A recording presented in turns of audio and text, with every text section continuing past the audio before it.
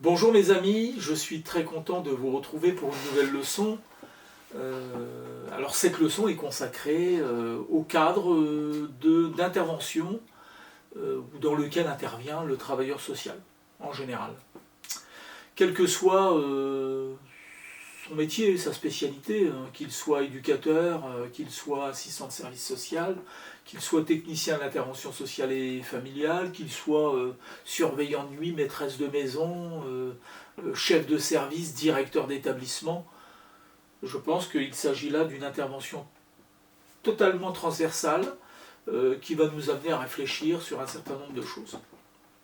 Alors, il y a un système de poupée russe, je dirais, dans cette intervention, puisque il s'agit de partir de tout en haut, ce qu'on appelle généralement le cadre institutionnel, et puis après de décliner tous les autres cadres pour arriver finalement à votre fonction à vous, dans votre, alors, entre guillemets, entreprise. Qu'est-ce que vous y faites, etc., etc. Donc être capable de dire, voilà, je suis travailleur social, j'interviens dans le cadre de, et de remonter toute cette chaîne pour essayer de voir le lien qu'il peut y avoir entre votre intervention quotidienne et le ministère de la Santé et des Solidarités, par exemple. Vous voyez, alors lui, il est là, hein, tout en haut, puis vous êtes plutôt là, et il y a pourtant un lien entre tout ça. C'est un peu lié tout ça. Voilà. En gros, c'est le principe de la mayonnaise que je vous propose.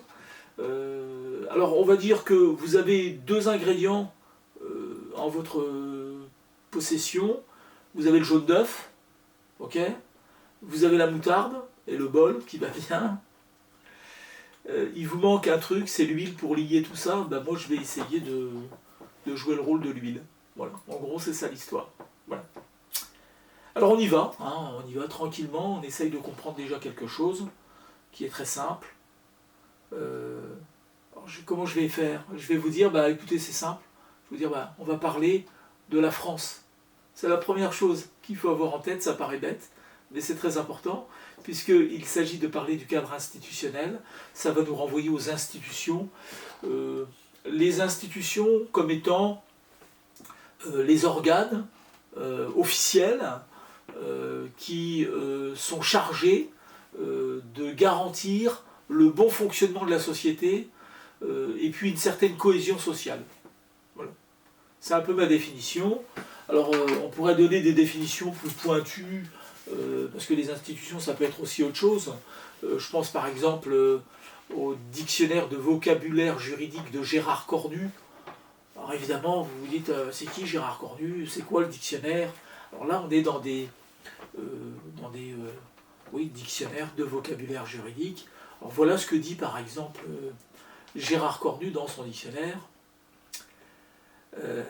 Pour définir les institutions, ensemble des formes ou structures fondamentales d'organisation sociale, telles qu'elles sont établies par la loi ou la coutume dans un groupe humain, et spécialement celles qui relèvent du droit public. Je trouve cette définition quand même intéressante. Moi, elle me sert par rapport à ce que j'ai à vous dire. Elle va même beaucoup plus loin que ce que j'ai à vous dire, puisque ensemble des formes ou structures fondamentales d'organisation sociale. Si je prends l'expression structure fondamentale d'organisation sociale, moi je mets la famille dedans. La famille, si, c'est une structure fondamentale d'organisation sociale. La famille est une institution. Dans cette définition, c'est vrai. Mais je pense que le contrat, vous connaissez tous la notion de contrat, c'est aussi une institution. Vous voyez, voilà. Donc là, c'est déjà une première chose. Maintenant, les institutions, c'est aussi les pouvoirs publics. Voilà, on va dire ça comme ça, pour faire simple. Il ne faut pas trop se casser la tête, les pouvoirs publics. Ça fait partie des institutions. Tenez par exemple, voilà, la Constitution du 4 octobre 1958. Vous en avez entendu parler. On en a déjà parlé, nous. D'autres vous en ont parlé. comme ça. Est-ce que vous connaissez la Constitution? Bien sûr que vous connaissez la Constitution. Tout le monde connaît la Constitution. Pourquoi? Parce que quand vous regardez la télévision, vous voyez souvent le président de la République quand même. Vous voyez? Il prend la parole pas mal. Hein. Vous voyez aussi souvent le Premier ministre, les ministres. Vous entendez parler des lois à l'Assemblée nationale, au Sénat, etc. Ça, c'est les institutions de la Ve République. Vous voyez bien, donc ça correspond bien, je ne sais pas, si je reprends la définition, ils disent ensemble des formes ou structures fondamentales d'organisation sociale. Ah, quand même un peu, hein, là on est dedans quand même là. Hein. Bon voilà, pouvoir public. Alors, donc, il y a les institutions entendues comme cela, hein, comme les administrations, tous ceux qui ont des fonctions d'organisation de la société, le président de la République, le gouvernement, le Parlement, etc. etc. Nous, c'est un peu ça notre approche. Notre approche, c'est celle-là. C'est de dire que l'une des premières institutions fondamentales, c'est l'État. L'État est une institution, hein, et fondamentale, c'est pas n'importe quoi l'État. Alors c'est un concept assez complexe, un État. Qu'est-ce que c'est que l'État? Bon. Alors, je ne vais pas définir l'État de façon trop pointue. C'est une institution, c'est sûr. L'État moderne, je dirais, est né au XVe siècle. C'est-à-dire l'État tel que vous l'imaginez là dans votre tête pendant que vous m'écoutez, c'est un État qui est né au XVe siècle. Et ça fait donc des siècles que vous baignez dans cette définition de l'État. Parce que je vais vous donner les ingrédients qui font que l'État est un État. Et vous allez vous dire, ah oui, en effet, oui, d'accord, ok, je le savais, mais peut-être que j'arrivais pas à mettre tout cela dans un certain ordre. Parce que quand on reprend la notion d'État, il y a plusieurs choses à savoir.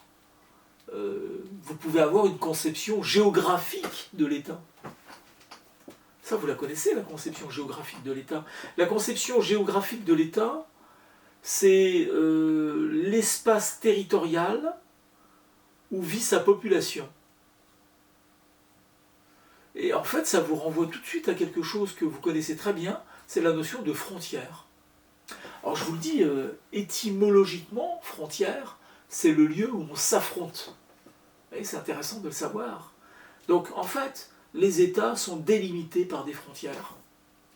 Et d'ailleurs, on ne peut pas aller dans un autre État si on n'est pas autorisé en fait à entrer dans cet État. Vous voyez, hein, donc vous avez déjà une notion vous-même, hein, comme ça, de l'État.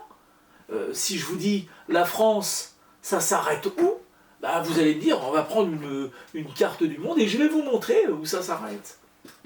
Alors vous allez avoir des frontières terrestres, hein, des frontières maritimes et même des frontières aériennes. Mais dans tous les cas, il y a des frontières. Et c'est très important, parce que il y a des parties du monde, hein, si vous voulez, où justement le problème, c'est la délimitation des frontières. Et ça crée quoi? Des affrontements. Ce que je disais tout à l'heure, frontières, affronter, affrontement. Par exemple, pensez à l'État kurde. Voilà, vous irez regarder dans un dictionnaire, faites une recherche sur l'État kurde. Le problème, c'est un problème de frontières, précisément. Il n'y a pas que lui, évidemment. Alors ça, c'est déjà la première chose, vous voyez, que vous savez. Vous ne pouvez pas me dire, je ne sais pas, ça, c'est pas possible. Ça, vous le savez. Bon. Après, l'État, ça peut être aussi, vous allez voir que là, ça va tout de suite nous interpeller, une conception politique de l'État. Conception politique. Là, on a vu la conception géographique. Conception politique de l'État, c'est-à-dire que ici, c'est la notion d'institutionnalisation du pouvoir politique. L'État, c'est en fait l'institutionnalisation du pouvoir politique. Donc là, vous avez une conception politique de l'État. c'est vrai quand même. Je veux dire, je vais vous donner un exemple très simple. Si vous croisez le Édouard Philippe, certes, vous allez reconnaître en Édouard Philippe un être humain. Voilà. Mais attention, vous allez reconnaître aussi le Premier ministre de la France. Donc, voilà, il va incarner la politique du gouvernement. C'est l'État. En gros, vous avez face à vous une partie de l'État. Édouard Philippe, vous auriez la même chose si vous croisez évidemment le président de la République, etc. etc. Donc, c'est bien la forme institutionnalisée du pouvoir politique. L'État, c'est la forme institutionnalisée du pouvoir politique. Donc ça, c'est déjà une première chose. Une deuxième chose, pardon. Et puis, enfin, l'État, c'est aussi, vous pouvez l'analyser sous une acception plus juridique. Et dans ce cas-là, si vous analysez l'État sous l'acception juridique de l'État, vous allez dire que l'État, c'est quoi finalement? C'est une personne morale de droit public. C'est sa forme juridique. L'État, c'est une personne morale de droit public. Voilà. Vous voyez donc les trois possibilités. Soit l'État plutôt géographique, soit l'État plutôt politique, soit l'État plutôt juridique. Voilà.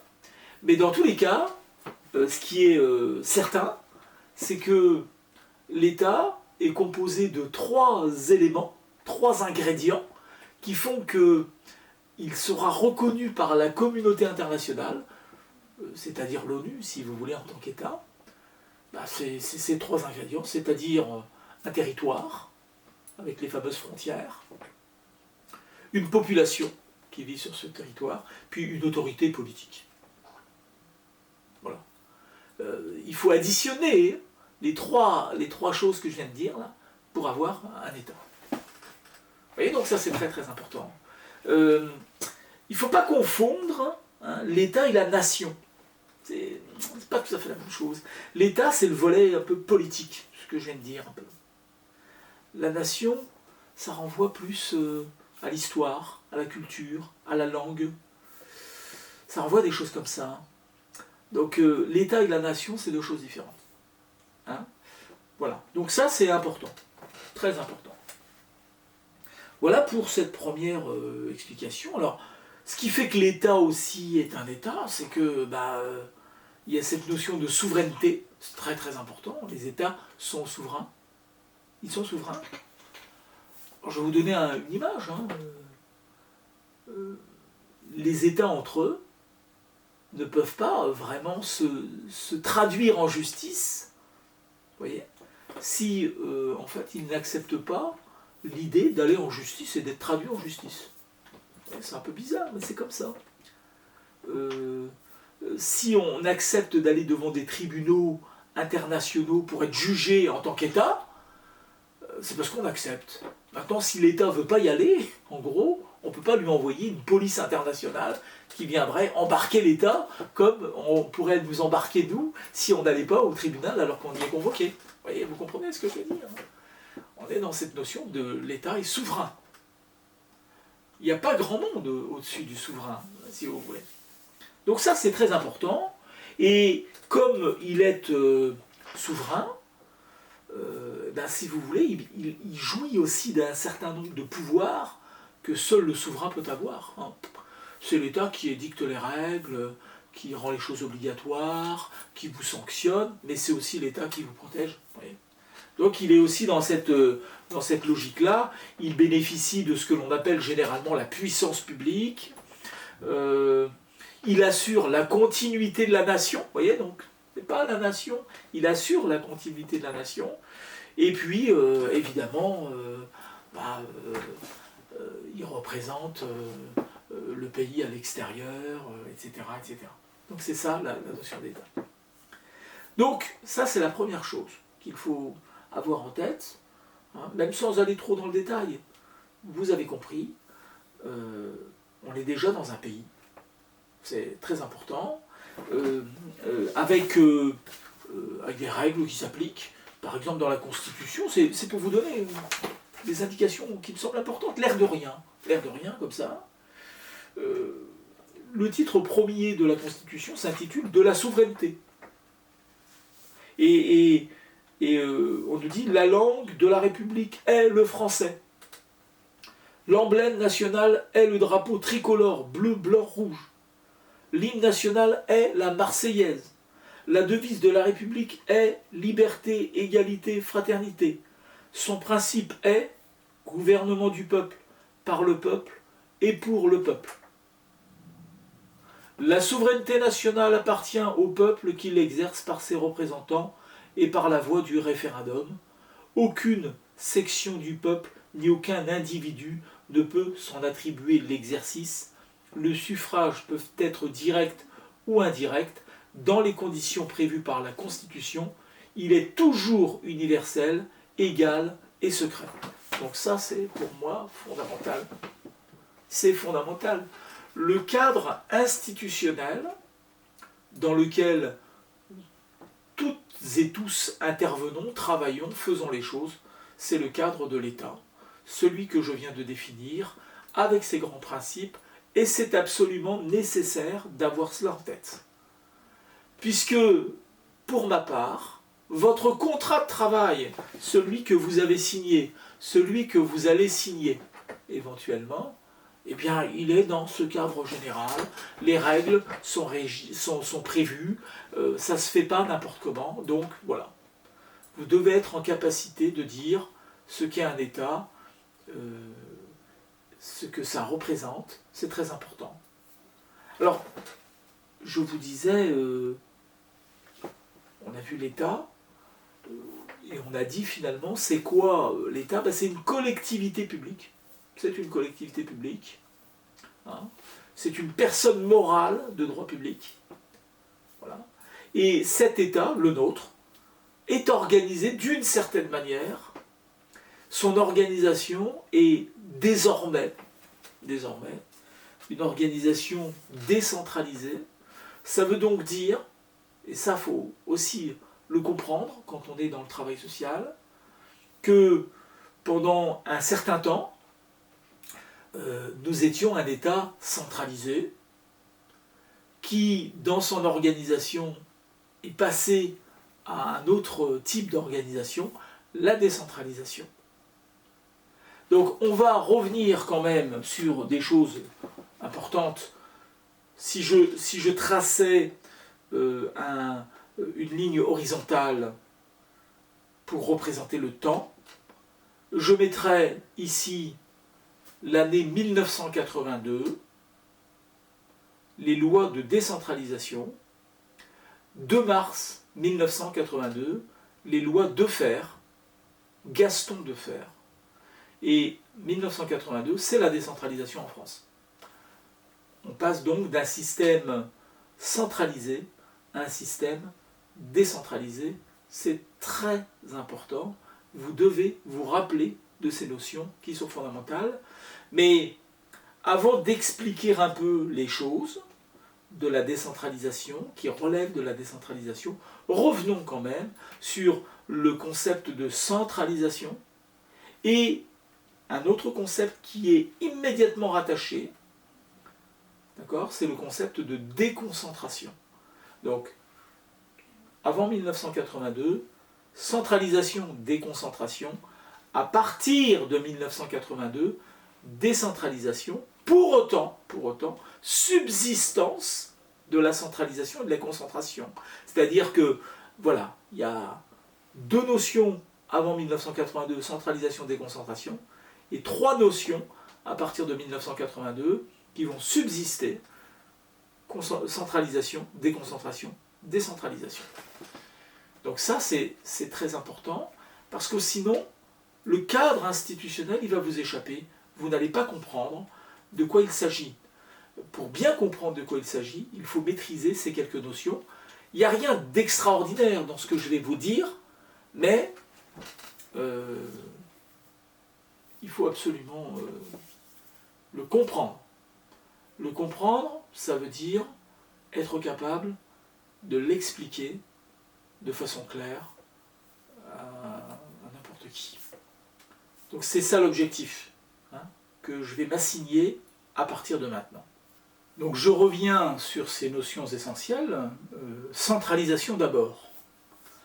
Alors si on doit donner une image un peu de ce qu'est la centralisation, tout se passe, en réalité, tout se décide à partir de la capitale. Pour nous, ce serait Paris. Donc tout se passe à Paris. Ça, c'est la centralisation. Autrement dit, l'État a une administration centrale qui dirige la totalité du pays. Et une seule et unique personne dirige tout le pays, c'est l'État. L'État est une personne morale de droit public, je le rappelle. Donc c'est la personne qui dirige le pays avec son administration centrale. C'est le principe de base d'un système centralisé. Donc vous voyez ce que ça peut vouloir dire. Alors si on voulait donner une image, mais vraiment très exagérée, mais pour que vous reteniez correctement cette notion, rien ne peut se faire au niveau d'une commune, par exemple, sans que l'État soit informé et puis ait donné son accord. Vous voyez, donc c'est ça l'idée de centralisation. Vous voulez faire quelque chose, d'accord, mais il va falloir que vous ayez l'autorisation de l'État. Une administration centrale qui est là pour. Bon. Alors évidemment, vous imaginez bien que ça complique un peu les choses. Ça complique un peu les choses parce que si à chaque fois que j'ai besoin de faire quelque chose en tant que commune, en tant que département, pour mes concitoyens, je suis obligé d'attendre l'autorisation de l'État, d'aller à Paris, etc., c'est compliqué quand même. Donc il y a un système d'organisation dans la centralisation qui permet quand même que l'État soit présent sur les territoires, présence physique de l'État, hein, d'une certaine manière, par le biais de représentants de l'État. Hein, donc ici, c'est très intéressant, il s'agit pour l'État d'envoyer, en fait, hein, si vous voulez, c'est un peu l'image, des représentants de l'État un peu partout, pour que ceux-ci puissent vous autoriser à faire un certain nombre de choses. Et donc ils viennent représenter l'État. Alors le représentant par excellence, celui qu'on connaît, parce que c'est Napoléon qui l'a mis en place, c'est le préfet. Le préfet représente l'État. En fait, le préfet, si vous voulez, dans l'idée, c'est bien une autorité, mais déconcentrée de l'État. Il représente l'État dans le département, il représente l'État dans la région, donc c'est le représentant de l'État. Donc le système déconcentré, c'est précisément ça, c'est donc des représentants en qui on a confiance, hein, évidemment. Les préfets sont quand même des autorités administratives, on va dire, qui sont désignées nommées par le président de la République. Donc s'il nomme un préfet, c'est parce qu'on peut imaginer quand même qu'il lui fait confiance. Mais vous avez bien compris, hein, quand on nomme quelqu'un, on peut aussi, entre guillemets, le dénommer, hein, ce que je veux dire. Donc on peut le limoger, on peut le muter, on peut s'en débarrasser, entre guillemets, d'une certaine manière. Hein. Donc il s'agit bien ici de compétences qui sont déléguées, et non pas de compétences qui sont transférées. C'est-à-dire que le préfet, il est le délégataire d'un certain nombre de compétences de l'État, hein, c'est ça le système de la déconcentration, mais celui qui vous délègue quelque chose peut vous reprendre les délégations, c'est le principe des délégations en fait. Voilà. Donc vous avez compris, la centralisation, tout se passe à Paris, c'est le cœur, le siège de la gestion administrative de la France dans son ensemble. C'était comme ça avant 1982, et nous avions des autorités déconcentrées qui étaient présentes sur la totalité du territoire. J'ai donné l'exemple du préfet, mais je peux vous donner d'autres exemples, parce que le préfet c'est effectivement une autorité déconcentrée, mais tout ce qui est direction régionale, direction départementale, de ceci ou de cela, c'est des autorités déconcentrées de l'État. Prenons un exemple. À l'époque, parce que tout ça a changé, la direction régionale des affaires sanitaires et sociales, par exemple. Bah oui, la direction régionale des affaires sanitaires et sociales, qui n'existe plus. Aujourd'hui, c'est la DRJSCS, donc la direction régionale de la jeunesse, des sports et de la cohésion sociale. Aujourd'hui, c'est ça. Mais à l'époque, pour vous donner un exemple avant 1982, la DRAS, par exemple, la Direction régionale des affaires sanitaires et sociales, la DDE, la Direction départementale de l'équipement, la Direction départementale du travail, de l'emploi et de la formation professionnelle, la DDTE-FP. Tout ça, c'est l'État, au travers de ces directions déconcentrées, qui est présent sur le territoire. Et ces autorités déconcentrées sont là pour veiller à ce que la politique nationale, d'accord, qui est décidée au niveau de l'État, s'applique bien sur les territoires. Donc voilà ce qu'il faut savoir. Et je le répète, ces autorités déconcentrées sont dirigées par des directeurs de services, etc., dans les plus hauts niveaux, qui sont nommés par le pouvoir central, et donc qui sont en gros à la disposition du pouvoir central. Autrement dit, si ils ne correspondent pas à ce que l'on souhaite, ils peuvent effectivement être remerciés assez facilement, je dirais, d'une certaine manière. Donc c'est ça la déconcentration, qui n'est rien d'autre qu'une modalité de fonctionnement à l'intérieur d'un système centralisé. Voilà pour cette première notion, très importante. Ensuite, une deuxième notion, totalement différente, la décentralisation. Alors là, c'est la grande affaire, je dirais, des années 80, du début des années 80, de mars 1982, qui va naître aussi de critiques sévères à l'égard de la centralisation. Ah oui, la centralisation, quand même, entre nous, même s'il y a des autorités déconcentrées, on peut se dire quand même que la centralisation, c'est un peu lourd quand même à gérer, c'est pas quelque chose de très facile, c'est assez contraignant, si vous voulez, d'une certaine manière. Est-ce qu'il ne faudrait pas prévoir un mode d'organisation, en fait, administrative, voilà, qui soit plus proche des gens, plus proche des citoyens. Cette notion, vous savez, qu'on utilise assez fréquemment, la notion de proximité.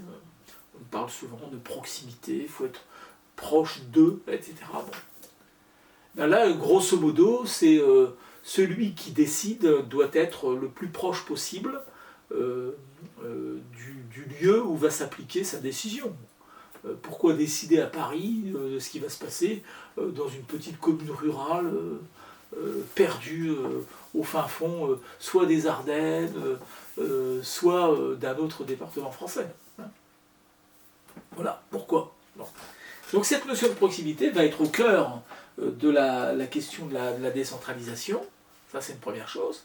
Et puis il y a une autre notion qui est au cœur, c'est pourquoi le pouvoir devrait-il être entre les mains d'un seul, c'est-à-dire l'État ?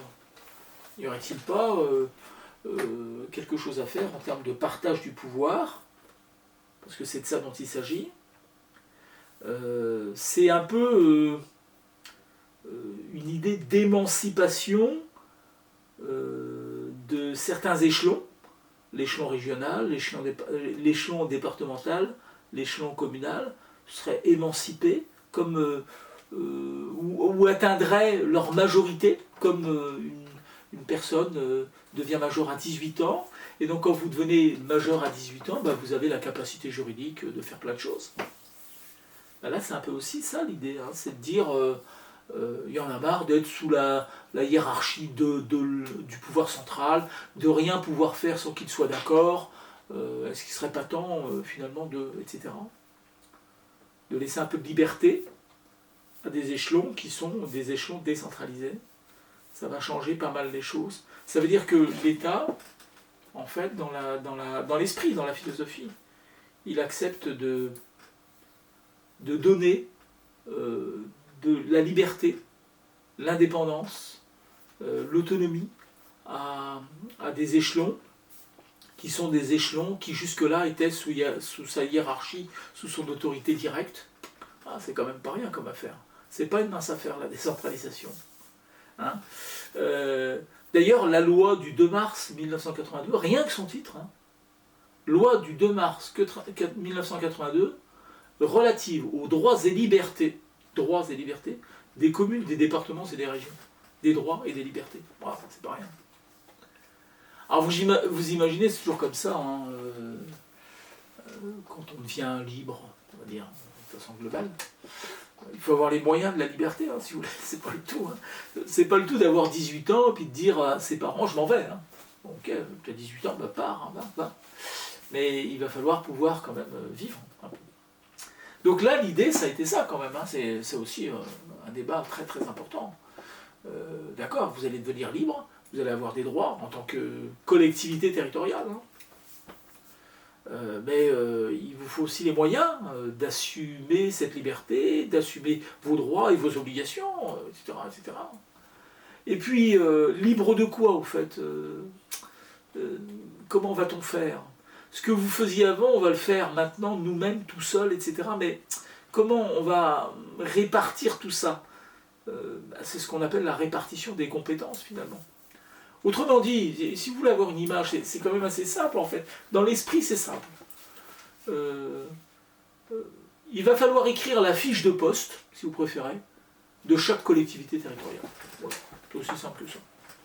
Vous travaillez je ne sais pas où, votre directeur, il a une fiche de poste. Hein, le chef de service, il a une fiche de poste. Vous, l'éducateur, l'animateur, le surveillant de nuit, vous avez aussi une fiche de poste.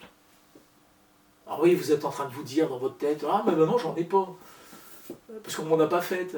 Oh, d'accord, j'ai bien compris, ok. Mais on s'en fout, c'est pas très important. Vous avez quand même un travail à faire, alors que ce soit écrit noir sur blanc dans une fiche de poste ou pas, on arrive à retrouver quelles sont vos missions globales. Voilà. Bon, ici, dans la loi de décentralisation, en revanche, on l'a écrit noir sur blanc, ça c'est clair. Dans la loi. Dans la loi. Donc on a dit aux départements, aux communes, aux régions, on leur a dit voilà, voilà votre fiche de poste, telle qu'elle est définie par la loi. C'est comme ça que ça marche. Alors, dans quel domaine? Plein de domaines. Les communes, par exemple, elles ont bien des compétences en matière sociale, vous le savez. Vous avez déjà entendu parler des CCAS, Centre communal d'action sociale, ça veut dire ce que ça veut dire, hein, quand même. Bon, voilà. Elles ont des compétences en matière d'urbanisme. Hein, elles ont des compétences en matière d'éducation, les écoles primaires par exemple. Hein. Ouais. Les régions, elles ont des compétences en matière économique. Elles ont des compétences en matière de formation. Institut régional du travail social par exemple. Vous voyez, bon, ça nous met un peu la puce à l'oreille. Voilà. Les départements, quand même, je veux dire, dans le domaine social, c'est les chefs de file. Hein. Donc, voilà, ça veut dire ce que ça veut dire, ils ont des compétences dans ce domaine. Donc, on a écrit le cahier des charges de chacune de ces collectivités territoriales. Voilà. Et on s'est dit, chacun fait donc son job. Moi, je fais mon travail de conseil départemental. Moi, je fais mon travail de conseil municipal, moi, je fais mon travail de conseil régional, et à la tête de chacune de ces collectivités territoriales, il y a un exécutif, un chef, si vous préférez. Quand c'est la commune, vous savez, c'est le maire. Hein, voilà. Quand c'est le département, c'est le président du conseil départemental, et quand c'est la région, c'est le président du conseil régional. Mais... je le redis encore une fois, pour que ce soit bien clair, hein, la décentralisation, ça veut dire que l'État a transféré des compétences aux différents échelons que je viens de citer, il n'a pas délégué des compétences, il les a transférées. Autrement Autrement dit, il les a perdus. C'est plus ses compétences. Il n'a pas le droit de venir sur les plates-bandes des différentes collectivités territoriales et réciproquement. Il y a simplement une énorme différence quand même, c'est que l'État, il a la compétence de ses compétences. C'est ça la différence. Les collectivités territoriales n'ont pas la compétence de leurs compétences. Puisque c'est clair, hein, je veux dire, c'est la loi qui leur attribue leurs compétences. Donc c'est l'État. Bon voilà.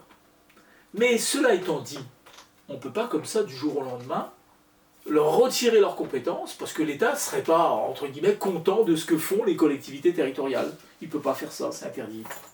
Pourquoi ? On est obligé de revenir aux fondamentaux, je suis désolé, mais il n'y a que comme ça qu'on comprend, sinon on ne comprend rien, si vous voulez. Pourquoi ? Parce que la Constitution, vous voyez, alors je prends la Constitution, hein, c'est l'article 72, je crois.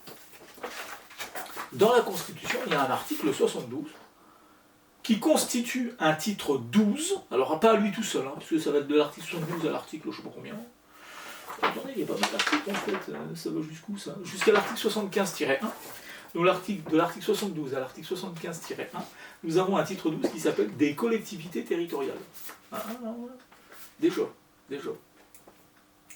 Et en fait, on peut lire « Les collectivités territoriales de la République sont les communes, les départements, les régions, les collectivités à statut particulier et les collectivités d'outre-mer régies par l'article 74. » Autrement dit, vous l'avez entendu comme moi, hein, les communes, les départements et les régions sont protégés par la Constitution. Voilà ce que ça veut dire. Voilà exactement ce que ça veut dire. Alors, qu'est-ce que ça veut dire si on va plus loin ? Ça veut dire qu'une loi, une simple loi, hein, ne peut pas les supprimer. Si demain, par exemple, il y avait un gouvernement qui décide de supprimer le département, de supprimer la commune, ou je ne sais pas quel échelon il souhaiterait supprimer, ce serait difficile. C'est-à-dire qu'il ne s'agirait pas simplement de voter une loi pour supprimer. On ne pourrait pas défaire la loi du 2 mars 1982 par une loi. Si vous voulez supprimer aujourd'hui un département, par exemple, parce qu'il en était question à une époque, hein, de virer le département, de le faire disparaître, bon, il n'a pas disparu, mais bon, il a failli quand même. Il faudrait que vous révisiez la Constitution. C'est une autre paire de manches. Hein. C'est pas impossible, hein, puisque la Constitution a été révisée un certain nombre de fois. Donc on peut réviser la Constitution. Mais sauf que, j'ai envie de dire, il faut quand même y aller. Hein. Vous voyez, il faut avoir vraiment beaucoup d'énergie et surtout avoir suffisamment de parlementaires qui soient favorables à cette révision constitutionnelle, puisqu'elle est possible, la révision constitutionnelle, hein, par le biais du Congrès, ça s'appelle comme ça, c'est quand l'Assemblée nationale plus le Sénat se réunissent en Congrès à Versailles, voyez, pour réviser la Constitution, mais il faut une majorité des 3/5, c'est ce qu'on appelle nous en droit une majorité qualifiée, hein, parce qu'il faut y aller quand même, hein. Et là, effectivement, vous pouvez réviser la Constitution. Alors là, je regardais, parce que je n'avais plus en tête, mais la Constitution, elle a déjà été révisée depuis 1958, hein, 24 fois. Donc c'est possible de réviser la Constitution, mais c'est plus dur. C'est plus difficile. Donc, la protection, hein, des collectivités territoriales par la Constitution, c'est pas rien. C'est pas rien. Hein. Par exemple, la région a été créée en tant que collectivité territoriale, hein, pas en tant qu'entité géographique, en tant que collectivité territoriale, en 1982 seulement. Hein, alors que la commune, ça doit être 1871, et le département 1884 ou l'inverse. Enfin, qu'importe, mais dans tous les cas, c'est le 19e siècle, alors que la région, 1982. C'est un peu le genre de truc, quoi. Bon, ça fait un bail, quand même. Et ce que j'ai envie de dire, c'est que la région était donc très fragile, parce qu'elle était créée que par une loi. Donc on aurait pu faire sauter la région d'un point de vue purement théorique. Il n'en est pas question.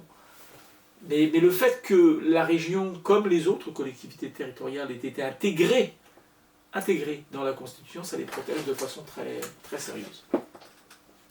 Donc voilà pour la décentralisation, vous avez compris. Ça veut donc dire communes, départements et régions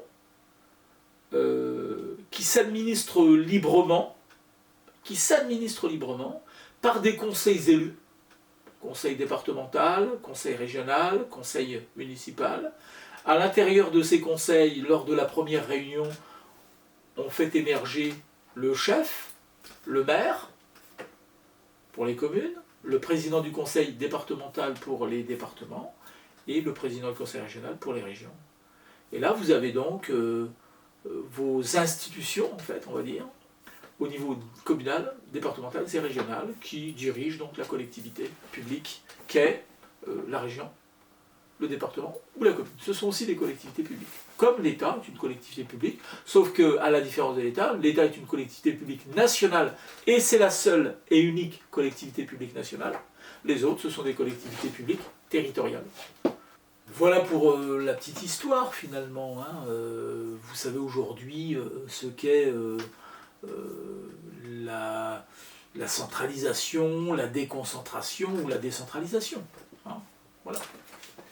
Alors on peut aussi aborder cette question du cadre général de l'intervention du travailleur social en ayant une entrée plutôt employeur. Parce qu'au fond, soit vous travaillez dans le secteur public, soit vous travaillez dans le secteur privé. Moi je crois que par cette entrée, on arrive aussi à parler du cadre de l'intervention. Dans quel cadre se situe mon intervention? Je peux aussi partir de la case employeur, et puis pour ensuite délayer, et puis expliquer un peu les choses. Bon. Des travailleurs sociaux, il y en a 1,2 million. Ce sont les dernières statistiques que je connais. Elles sont tirées d'une étude de la DREES, là, plus loin DREES, D-R-E-E-S, Direction de la recherche, des études, de l'évaluation et des statistiques. Donc c'est une étude qui a été réalisée en 2011. Donc 1,2 million. Si je prends maintenant le dernier recensement, qui date, je crois, de 2019, dans le dernier recensement, la population active, elle doit être de 26-27 millions. On va considérer 26 millions, voilà, en population active. Je retire 3 millions de chômeurs, il me reste 23 millions. Et 23 millions, ça correspond à ce que j'appellerais la population active, c'est-à-dire celle qui travaille. Eh bien, en gros, une personne sur 23, à peu près, est travailleur social. C'est quand même pas mal. C'est quand même pas mal. Donc on représente une partie assez importante des travailleurs. C'est ça que je voulais vous dire. Alors, soit vous travaillez dans le public, soit vous travaillez dans le privé. Jusque-là, c'est pas très compliqué.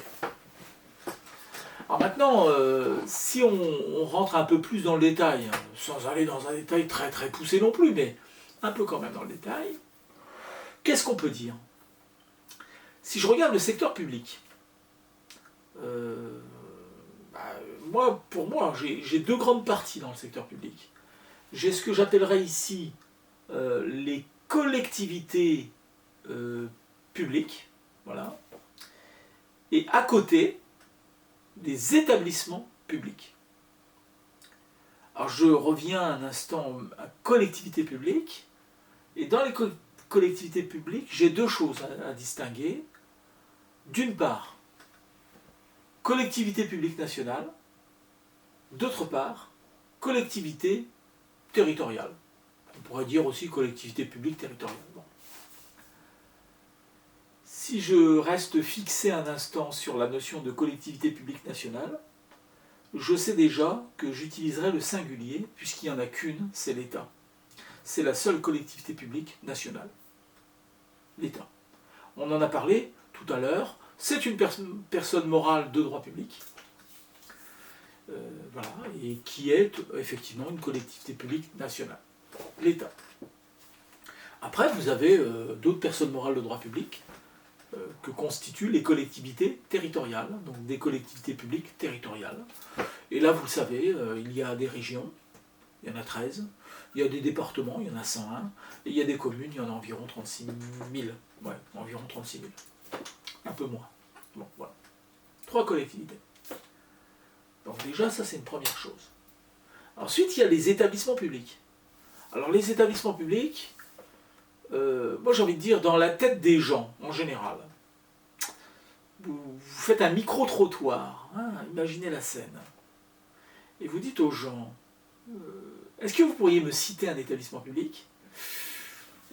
Waouh, je suis pas sûr. Hein. Une collectivité territoriale, à la limite, ouais, je pense que oui. C'est encore jouable. Mais un établissement public, c'est plus chaud. Alors que c'est marrant parce que, en fait, la plupart d'entre nous, connaissons très bien l'établissement public parce que on y est resté longtemps, hein, tout le temps de notre scolarité. Parce que l'école primaire, c'est un établissement public, le collège, c'est un établissement public, le lycée, c'est un établissement public, et l'université, c'est un établissement public. Donc vous voyez, la plupart d'entre nous, voilà. Alors bien sûr, si vous êtes allé dans le secteur public, ça va de soi. Alors, sinon c'est privé, certes. Mais dans le secteur public, la plupart d'entre nous. Donc on sait ce que c'est qu'un établissement public.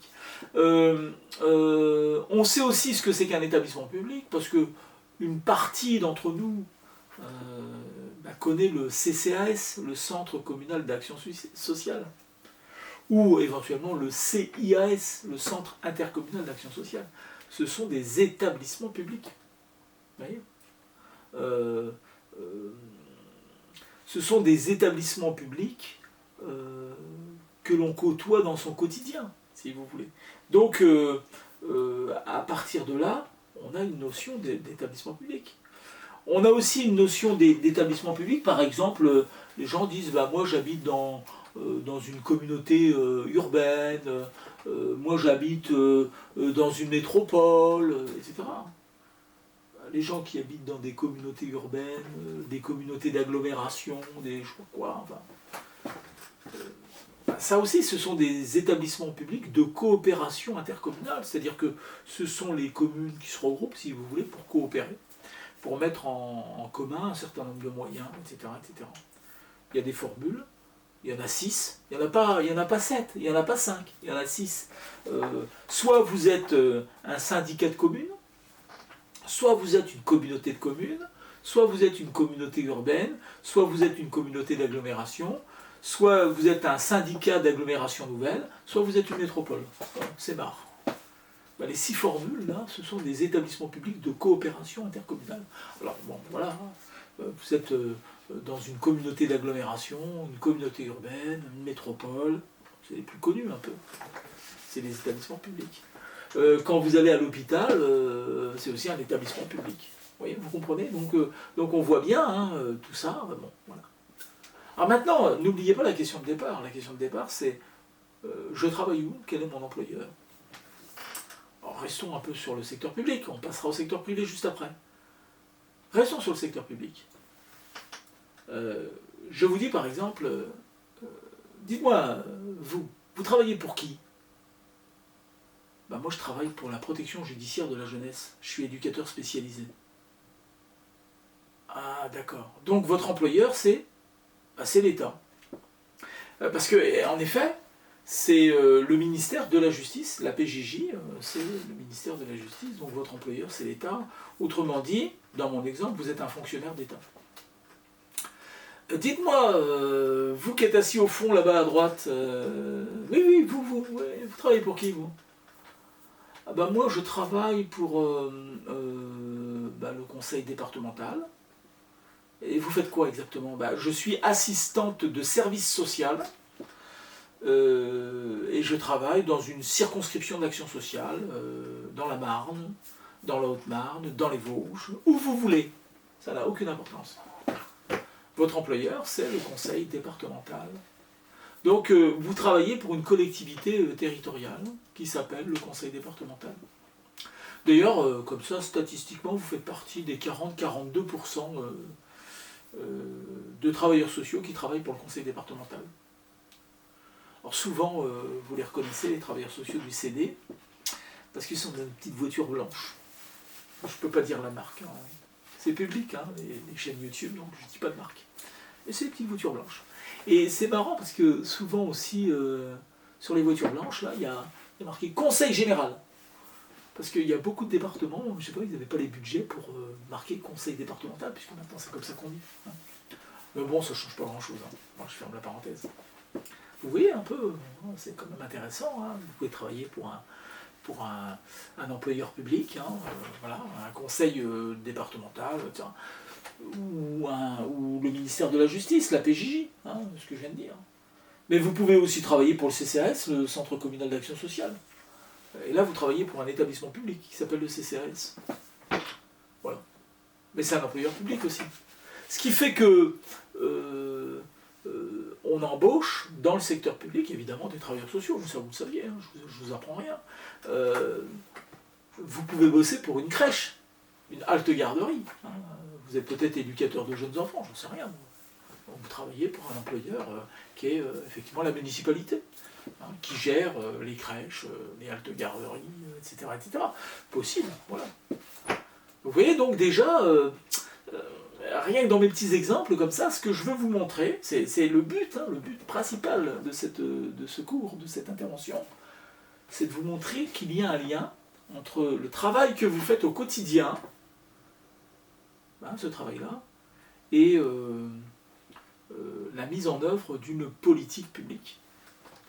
Alors par exemple, vous pouvez travailler, je sais pas moi, pour une crèche, par exemple, hein, une halte garderie, je ne sais pas, ce que vous voulez, et être dans le cadre d'une politique publique déclinée, hein, au niveau de la petite enfance. Et cette politique publique déclinée au niveau de la petite enfance, bah, vous êtes un des acteurs de la mise en œuvre de cette politique publique. Par exemple, j'ai relevé, hein, j'ai relevé un peu dans la politique de la famille d'aujourd'hui, quelque chose de très très intéressant qui concerne les crèches à vocation d'insertion professionnelle, AVIP, à vocation d'insertion professionnelle. Le projet, c'est d'avoir d'ici fin 2020, donc hein, dans cette année, 300 AVIP un peu partout en France. Et il s'agit de crèches à destination, en fait, de familles monoparentales, alors très majoritairement des femmes seules. Je le dis parce que c'est une réalité sociologique, hein, qui ont des enfants de moins de 3 ans, et qui, parce qu'elles ne peuvent pas faire garder leur enfant, on va dire ça comme ça, ben, ne risquent pas de trouver un travail, quoi. Et donc ça, c'est quand même une chose intéressante, puisqu'on sait que 3% des familles bénéficiaires d'un minima social ont recours aux crèches, c'est-à-dire qu'il y en a 97% qui ne peuvent pas. C'est une donnée du CERC, hein. Le CERC, c'est le Conseil de l'emploi, des revenus et de la cohésion sociale. Donc voilà. Hein. Donc voilà, la statistique, elle vient de là. Et je suis allé voir, comme ça, par curiosité, un petit film sur une AVIP en Île-de-France. J'ai trouvé ça très intéressant parce qu'effectivement, il y a un véritable accompagnement social de la maman, hein, puisque je vous disais que c'était majoritairement des femmes isolées, seules. L'enfant est gardé par la crèche, l'AVIP. Et puis la maman s'engage, hein, à être en recherche active d'emploi, et elle fait l'objet d'un accompagnement par un travailleur social d'ailleurs, qui travaille aussi pour la crèche. Voilà.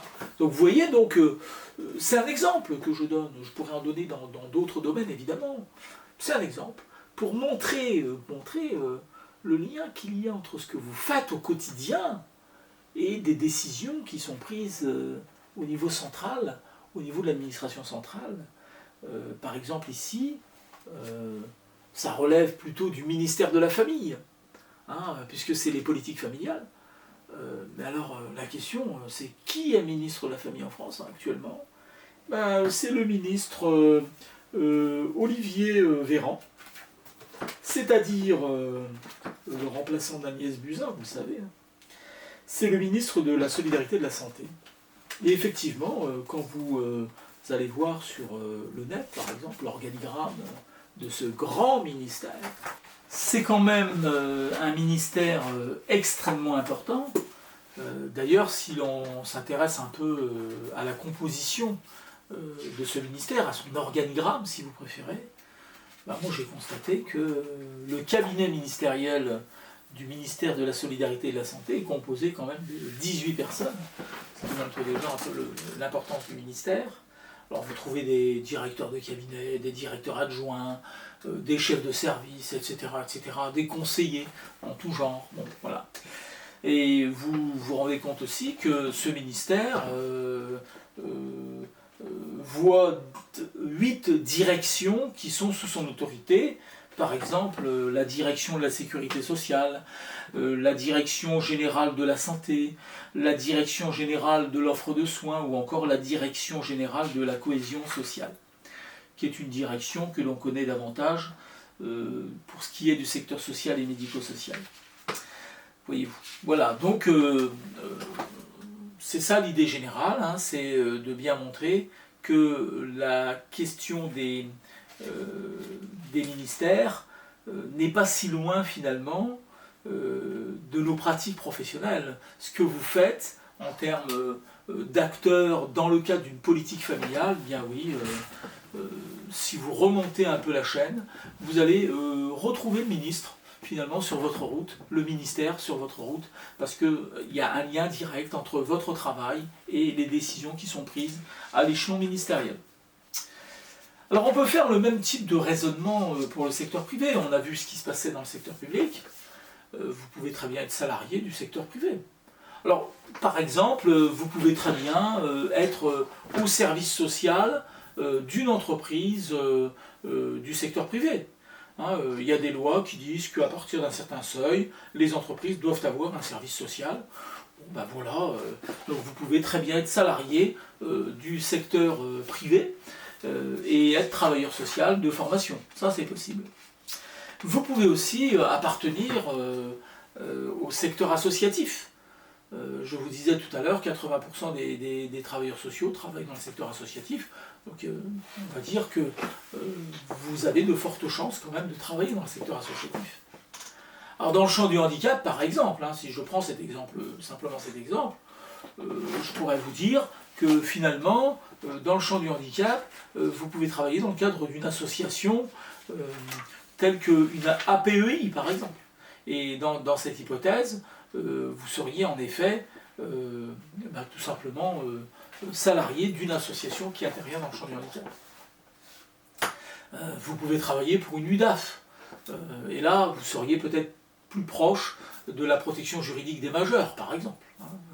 Donc un travailleur social dans ce champ-là.